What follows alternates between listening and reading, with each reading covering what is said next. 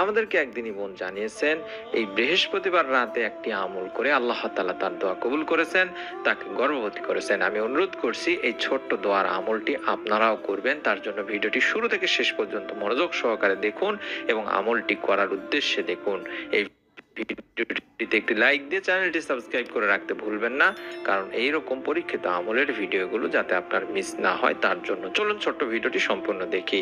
আমরা আল্লাহ তাআলার কাছে দোয়া করি, এর অর্থই হলো আল্লাহ তাআলার কাছে কিছু চাই বা কোনো বিপদ থেকে মুক্তি চাই বা কিংবা নেক সন্তান চাই।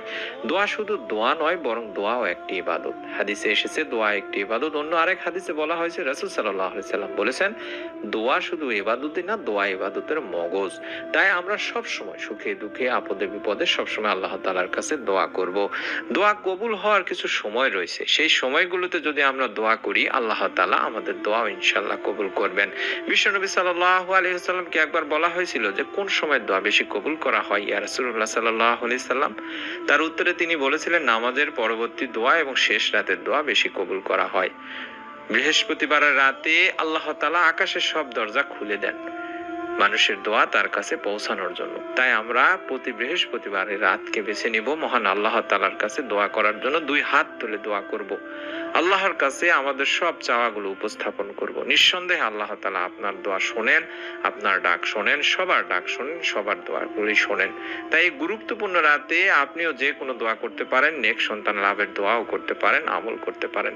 বিশেষ করে তাহাজ্জুদ নামাজের সময় উঠে আপনারা সুন্দর করে ওযু করে তাহাজ্জুদের নামাজ আদায় করে কয়েকবার দরুদ শরীফ এবং ইস্তেগফার পড়ে এই ছোট্ট দোয়ার আমলটি করলে আল্লাহ তাআলা আপনার দোয়াও কবুল করবেন ইনশাআল্লাহ। দরুদ শরীফে আপনাকে 100 বার পড়তে হবে, যে কোনো দরুদ পড়তে পারেন। আমি অনুরোধ করব দরুদ ইব্রাহিম পড়ার জন্য, অথবা আপনারা ছোট্ট দরুদ শরীফ সাল্লাল্লাহু আলাইহি ওয়াসাল্লাম সাল্লাল্লাহু আলাইহি ওয়াসাল্লাম এভাবে 100 বার পড়বেন। তারপরে সন্তান লাভের পরীক্ষিত এই দোয়াটি অন্তত 100 বার পড়বেন। যে দোয়াটি আমি দেখাচ্ছি এই দোয়াটি অন্তত 100 বার পড়ার চেষ্টা করবেন। এই আমলটি যে দিনী বোনটি একবার করেছেন, আমি অনুরোধ করব আপনারা প্রতিদিন করার চেষ্টা করবেন। তাহাজ্জুদ নামাজের সময় উঠে ওযু করে যে নিয়মে বললাম এইভাবে। তারপরে এই ছোট্ট দোয়াটি 100 বার পড়বেন, যেটি ইব্রাহিম আলাইহিস সালামের দোয়া। ইব্রাহিম আলাইহিস সালাম নিঃসন্তান ছিলেন।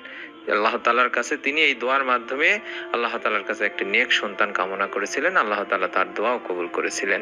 আল্লাহ তাআলা এই মর্মে দোয়া করেছিলেন যে রাব্বি হাবলি মিনাস সলিহিন। আল্লাহ তাআলার কাছে ইব্রাহিম আলাইহিস সালামের এই দোয়াটি ছিল এটি, যে রাব্বি হাবলি মিনাস সলিহিন। এটি 100 বার পড়তে হবে। হে আমার প্রভু, আমাকে সৎকর্মশীল সন্তান দান করো।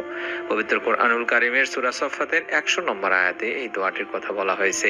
তারপরে আবারও কয়েকবার দরুদ শরীফ পাঠ করবেন, অর্থাৎ 100 বার দরুদ শরীফ পাঠ করবেন। আল্লাহ তাআলার কাছে দুই হাত তুলে আপনার মনের সমস্ত নেক আশাগুলো আপনার আল্লাহ তাআলার কাছে বলবেন, কান্নাকাটি করবেন, বেশি বেশি ইস্তেগফার করবেন, চলতে ফিরতে সব সময় ইস্তেগফার করবেন। ইনশাআল্লাহ আল্লাহ তাআলা আপনার দোয়াও কবুল করবেন, আপনাকেও একটি নেক সন্তান ইনশাআল্লাহ দান করবেন। আমি অনুরোধ করছি আমার এই দিনী বোনটির মতো আপনারাও আমলটি করুন। আল্লাহ তাআলা আপনাদেরও দোয়া কবুল করুক। আমরাও সবসময় এই দোয়াই করি।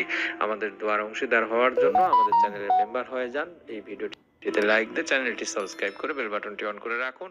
আমরা আমাদের